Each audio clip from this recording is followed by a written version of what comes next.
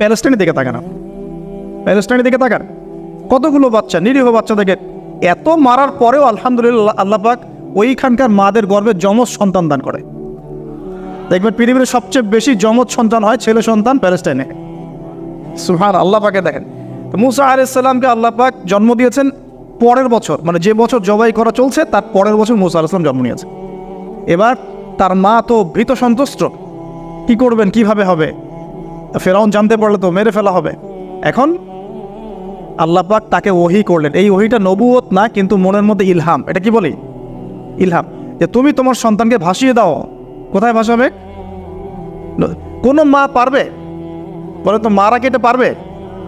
ও মুসা আলাইহিস সালামের মায়ের কলবটা কেঁদে উঠলো। আল্লাহ পাক বলছেন, আমি যদি তার কলবকে দৃঢ় না রাখতাম সেই কাজ করতে পারতো না। সুবহানাল্লাহ। তার অন্তরকে দৃঢ় কে রাখে? আল্লাহ। আমরা সে আল্লাহর কাছে অন্তরের কলবের দৃঢ়তা কামনা করি। আমি এই জায়গা থেকে একটু মনোযোগ দিয়ে বুঝতে হবে, আস্তে আস্তে শেষ করে দিব। এবার আল্লাহ রাব্বুল আলামিনের শান এবং তার পরিকল্পনা দেখুন। আল্লাহ পাক মুসা আলাইহিস সালামের চেহারার মধ্যে মোহাব্বত, ভালোবাসা দিয়ে দিয়েছেন। মানে সুবহানাল্লাহ। অনেক মানুষ আছে না, বাচ্চা দেখলে মহব্বত জাগে, ভালো লাগে, খুব আদর করতে ইচ্ছা করে। ফেরাউনের ঘরে সন্তান নাই, তার স্ত্রী পানির ঘাটে বাচ্চা চলে আসলো।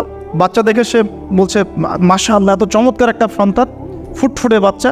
ফেরাউনের কাছে নিয়ে গিয়ে বলছে, একে রেখে দেই, লা তাকতুলু, তাকে হত্যা করো না, আয়সা ইয়ানফাআনা আও নাত্তাখিযাহু ওয়ালাদা, তাকে আমরা রেখে দিই, হয়তো সে উপকারে আসবে, অথবা আমরা তাকে সন্তান হিসেবে গ্রহণ করতে পারি। তো ফেরাউন কিন্তু খুব সতর্ক ছিল। তারপরেও আল্লাহ পাক তারই ঘরে মুসা আলাইহিস সালামকে বড় করলেন। সুবহানাল্লাহ। আর মুসা আলাইহিস সালাম ফেরাউনের স্ত্রী দুধও পান করছে না। তখন মুসা আলাইহিস সালামের একজন বোন আছে, সে গিয়ে তাদেরকে খবর দিল যে, আমরা কি তোমাদেরকে হাল আদুল্লুকুম আলা মান ইয়াকফুলু, এমন একজনের কথা বলবো যে মুসাকে দুধ পান করাবে, এই বাচ্চাকে দুধ পান করাবে। আল্লাহ পাকের কি কৌশল! আল্লাহ পাক ওই মায়ের কোলেই আবার মুসা আলাইহিস সালামকে ফিরিয়ে দিলেন। এদিকে মায়ের দুধ খাচ্ছে, ফেরাউনের ঘরে বড় হচ্ছে, আবার ফেরাউন একটা বড় অঙ্কের হাদিয়া তার মাকে দিচ্ছে দুধ পান করানোর জন্য। সুবহানাল্লাহ। আল্লাহ পাকের পরিকল্পনা দেখেন। আমি আসলে বুঝাতে পারছি না ভাই, আমার ল্যাঙ্গুয়েজের প্রবলেমের কারণে মাফ করবেন। অনেক তথ্য মাথায় থাকলে কথা বলাও টাফ হয়ে যায়। তো সুবহানাল্লাহ, আল্লাহ পাকের পরিকল্পনা দেখুন। যে নবী মুহাম্মদ সাল্লাল্লাহু আলাইহি ওয়াসাল্লামকে মক্কা থেকে তাড়িয়ে দিচ্ছে মানুষ, আল্লাহ রাব্বুল আলামিন সেই মক্কা নবীর পায়ের সামনে এনে দিলেন। সুবহানাল্লাহ। মাত্র 8 বছরের ব্যবধানে। যে বদর যুদ্ধে মুসলিমদেরকে একদম নিঃশেষ করে দেওয়ার প্ল্যান করা হয়েছে, ওই বদরেই আল্লাহ রাব্বুল আলামিন আবু জেহেলের মৃত্যু লিখে রাখলেন।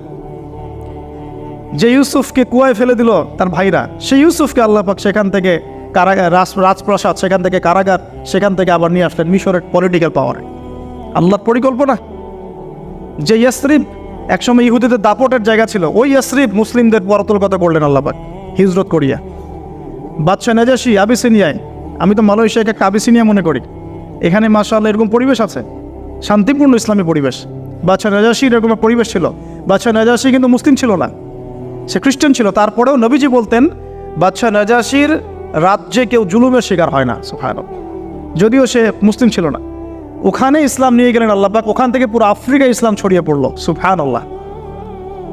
এক খালেদ বিন ওয়ালিদ রাদিয়াল্লাহু আনহু, যার হাতে উহুদ যুদ্ধে বহু মুসলিমের প্রাণ গিয়েছে না, সেই মানুষকে আল্লাহ রাব্বুল আলামিন হেদায়েত দিয়ে 100টা যুদ্ধ করিয়েছেন। সুবহানাল্লাহ। আল্লাহ পাকের পরিকল্পনা আমরা বুঝতে পারবো না। আল্লাহ পাকের পরিকল্পনা আমরা বুঝতে পারবো না। ওয়া মাকারুল্লাহ, তারা কৌশল করে, আল্লাহ পাকও পরিকল্পনা করে। দেখেন, এই যে প্যালেস্টাইন নিয়ে এত সমস্যা করছে না, আল্লাহ পাকের কি পরিকল্পনা! সুবহানাল্লাহ। আল্লাহ পাক সমস্ত জিউসদেরকে ওইখানে একত্রিত করেছেন। কেন জানেন? আল্লাহ পাক এই যে 1914 থেকে নিয়ে 2023 এই যে সালগুলো চলছে, 100 বছর, লাস্ট 100 বছরে সারা ওয়ার্ল্ডের জিউসদেরকে ওখানে একত্রিত কেন করেছেন জানেন? যেইভাবে আল্লাহ পাক ফেরাউনের দলবলকে লোহিত সাগরে ডুবিয়ে দিয়েছেন, ওইভাবে আল্লাহ পাক প্যালেস্টাইনিদের সবাইকে ডুবাবেন ইনশাআল্লাহ। এটাও আল্লাহ পাকের একটা বড় পরিকল্পনা। এটা ওরা বুঝতে পারছে না, কিন্তু সময় সাক্ষী দেবে ইনশাআল্লাহ। দেখে নিয়ে আমরা 100% হলফ করে বলতে পারি এটা হবেই ইনশাআল্লাহ। এই কারণেই লাস্ট এই যে অটোম্যানদের ডিফিটের পর থেকে নিয়ে 1970 থেকে নিয়ে যে first world war, second world war করতে করতে সব জায়গা থেকে জিউসরাকে একত্রিত করেছে এখানে, বিকজ অফ লাস্ট একটা সর্বশেষ একটা ম্যাসাকার আল্লাহ পাক করবেন এদেরকে ইনশাআল্লাহ। কার হাতে? ঈসা আলাইহিস সালামের হাতে। আমাদের উম্মতের মধ্যে কে নেতৃত্ব দিবেন? ইমামুল মাহদি, যার নাম হবেন মুহাম্মদ। তার নাম কি? মুহাম্মদ, তার বাবার নাম আব্দুল্লাহ, তার মায়ের নাম হবে আমিনা। তো এটাও ক্লোজিং টাইম। এখন আসুন, তো আল্লাহ পাকের কী পরিকল্পনা, যৌবনকালটা আল্লাহ পাক মুসা আলাইহিস সালামকে ফেরাউনের ঘরেই কাটালেন, এবং আল্লাহ পাক মুসা আলাইহিস সালামকে দুটো গুণাবলী দিয়ে বড় করলেন। দুটো গুণাবলী মনে রাখবেন, এক হচ্ছে কওয়িম, তিনি শক্তিশালী ছিলেন, ফিজিক্যালি অনেক শক্তিশালী ছিলেন। আমিন মানে বিশ্বস্ত ছিলেন, কওয়িউল আমিন, মনে থাকবে ইনশাআল্লাহ। আমরাও আল্লাহর কাছে দোয়া করি, আল্লাহ আমাদেরকে কওয়ি বানিয়ে দিন এবং আমিন বানিয়ে দিন, আমিন। এবার যৌবনে উপনীত হয়েছেন, টকবকা রক্ত, বাইরে বের হয়েছেন, বাইরে বের হয়ে দেখছেন যে দুজন ব্যক্তি লড়াই করছে, ইয়াক্তাতুলান রজুলান ইয়াক্তাতুলান, দুজন ব্যক্তি মারামারি করছে।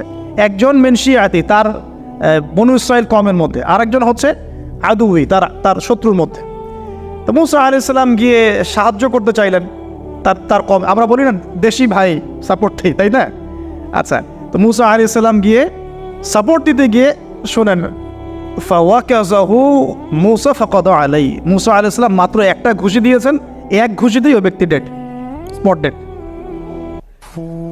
এই যে আমি গত একটা লেকচারে বলেছিলাম, চাইনিজ কন্টিনেন্টে যে মার্শাল আর্টসগুলো গড়ে উঠেছে এই কোরআন থেকে গড়ে উঠেছে। তার আগে ওদের সভ্যতা ছিল, সংস্কৃতি ছিল, ঠিক আছে। এক ঘুষিতে মানুষ মারা যায়, এটা কোরআন বলেছে। এক ঘুষিতে মানুষ মারা যায়, এটা কোরআন বলেছে। ওরা এখন রিসার্চ করে বের করে যে 6টা-7টা স্পট আছে মানুষের দেহে, এক ঘুষিতে মানুষ মারা যেতে পারে। কোরআনকে আমরা মূল্যায়ন করি না, কিন্তু কোরআনকে সারা দুনিয়ার অমুসলিমরা মূল্যায়ন করে ওদের স্বার্থে তারা আমাদের কোরআনকে মূল্যায়ন করে, আমাদের হাদিসকে মূল্যায়ন করে। আমরা করতে চাই না, আল্লাহ মাফ করুক আমাদেরকে। আমরা